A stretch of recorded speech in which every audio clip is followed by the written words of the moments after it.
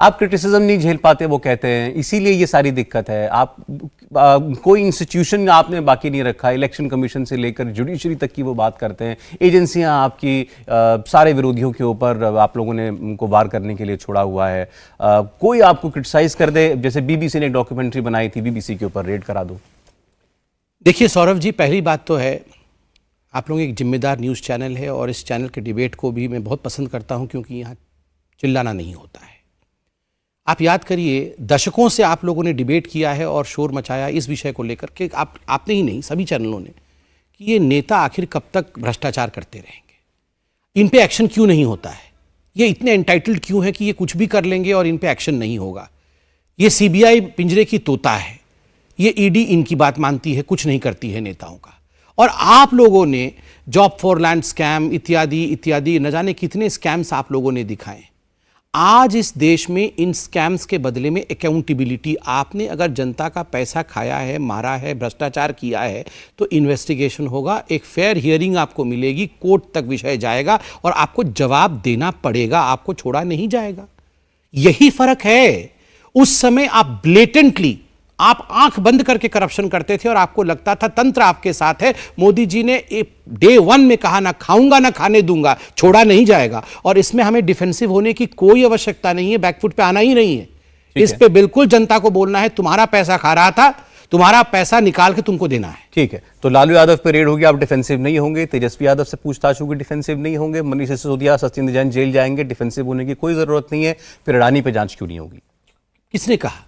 Supreme court नहीं, JPC चिल्ला रहे हैं सब पार्लियामेंट के अंदर। आप देखिए सारे विषय, आपने जितने लालू जी का नाम लिया, आपने अभी मनीष जी का नाम लिया, सत्येंद्र जी का नाम आप भूल गए, मैंने लिया सत्येंद्र जैन जी का नाम लिया। कौन सा विषय कोर्ट में नहीं गया? हमने आर्बिट्रली किसी को पकड़ के टांग ला के बंद कर दिया? मैंने तो कहा ठीक है, आपने कार्रवाई करी। सब विषय कोर्ट में गया है, ये विषय भी कोर्ट में है। कोर्ट ने कुछ विषय पे रखा है अपने मत को, पूरी सुनवाई हो रही है। हमने कहा है, हमारे जो अटॉर्नी है उन्होंने कहा है, सरकार के अटॉर्नी ने कहा है कि हम जो कोर्ट कहेगी मानेंगे। कोई कोर्ट से बड़ा नहीं है, जो कोर्ट कहेगी मानेंगे। जेपीसी भी तो एक लेड अभी कोर्ट में केस मैकेनिज्म है ना, कोर्ट में अभी केस चल रहा है। कोर्ट जो कहेगी उसको माना जाएगा। पहले राहुल गांधी माफी मांगे, पार्लियामेंट को चलने दिया जाए, और राहुल गांधी ने जो अपमान देश का किया है विदेश के भूमि में जाकर, वो अलग मामला है। ये अलग मामला है। नहीं, पार्लियामेंट चलेगा। पार्लियामेंट के इतने बड़े नेता देश के विरोध में, ये मामले अलग अलग नहीं है। आप, there is a sequence to it. आपको पहले माफी मांगना पड़ेगा, उसके बाद हम, किसने कहा हम नहीं चाहते हैं कि हम नहीं सुने आपको? डिस्कशन होगा, डिबेट होगा हर विषय पे। मगर आप देश के विरोध में बाहर जाके इस प्रकार अनर्गल बोल के आएंगे, दूसरे देशों को इनवाइट करके आएंगे कि मेडल विद अस, और हम कुछ नहीं कहेंगे, तो ये आदत पड़ जाएगी। अब ये तो ऐसी बात होगी कि पहले ये होगा तो फिर हम ये करेंगे। देखिए सौरभजीत, ऑल ड्यू रिस्पेक्ट, इस देश का एक मर्यादा है और होना भी चाहिए। ये देश 135 करोड़ का देश है, कोई छोटा देश नहीं है। हर छठे व्यक्ति में एक व्यक्ति हिंदुस्तान में रहता है आज पूरे विश्व में।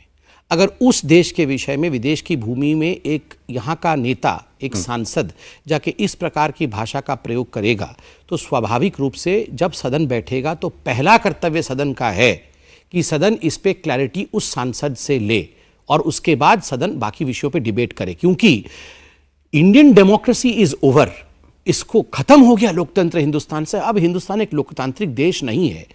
ये विषय को we can not take it line down. तो इस पर राहुल गांधी की माफी के बगैर पार्लियामेंट कोई और बिजनेस नहीं करेगी। देखिए, मैं पार्लियामेंटेरियन नहीं हूं, मैं इस पर डिबेट भी नहीं कर सकता हूं, और ये ब्रीच ऑफ ट्रस्ट होगा कि मैं पार्टी की तरफ से पार्लियामेंट कैसे फंक्शन करेगा मैं इस पर बताऊं।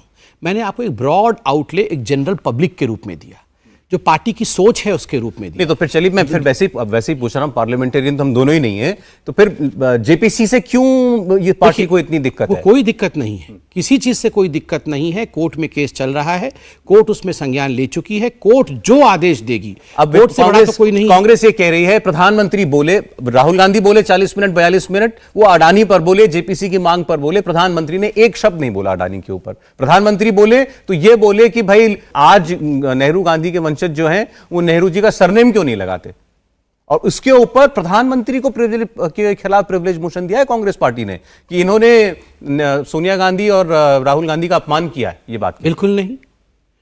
कोट अनकोट अंग्रेजी में एक शब्द होता है एंटाइटलमेंट। एंटाइटलमेंट के खिलाफ बोलना सदन में, ये अपमान नहीं है, ये जागृति फैलाना है। आप देखिए, ये गांधी सरनेम और नेहरू सरनेम ये किसी व्यक्ति के विरोध में नहीं है। यह जो नेहरू गांधी सरनेम अपना लेते हैं, इसके पीछे का भाव एंटाइटलमेंट का है कि एक पर्टिकुलर सरनेम से किस प्रकार से हम अपने आप को एंटाइटल्ड महसूस करें। और याद रखिए, प्रधानमंत्री नरेंद्र मोदी जिस बैकग्राउंड से आके वो प्रधानमंत्री बने हैं, यह हिंदुस्तान के भविष्य के लिए भी और हिंदुस्तान के लोकतंत्र के लिए एक बहुत बड़ा मैं कहूंगा सबब है कि साधारण से साधारण व्यक्ति भी प्रधानमंत्री बन सकता है। मैं धन्यवाद करता हूं कि प्रधानमंत्री जी ने इस विषय को उठाया, प्रतिपादित किया सदन में कि नो एंटाइटलमेंट, ये एंटाइटलमेंट नहीं चलेगा जस्ट बिकॉज कि मैं राहुल गांधी हूं, मैं प्रियंका वाड्रा गांधी हूं।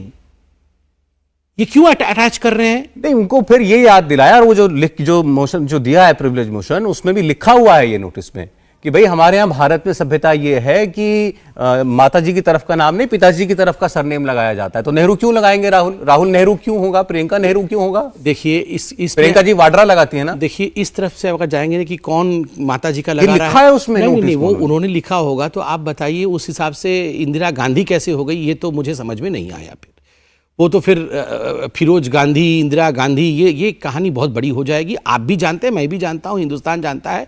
I need not explain the hierarchy of the family. पूरे हायरार्की को समझाने की आवश्यकता नहीं है, और ना ही ये विषय फैमिली के हायरार्की और ट्री की है। यह विषय एंटाइटलमेंट का है कि अपने सरनेम को देखिए, आपके पास टैलेंट होना चाहिए शोकेस करने के लिए, सरनेम नहीं। इंडिया टीवी हर वक्त हर जगह डाउनलोड करने के लिए सर्च करें India TV news Google play store या ऐप स्टोर पर।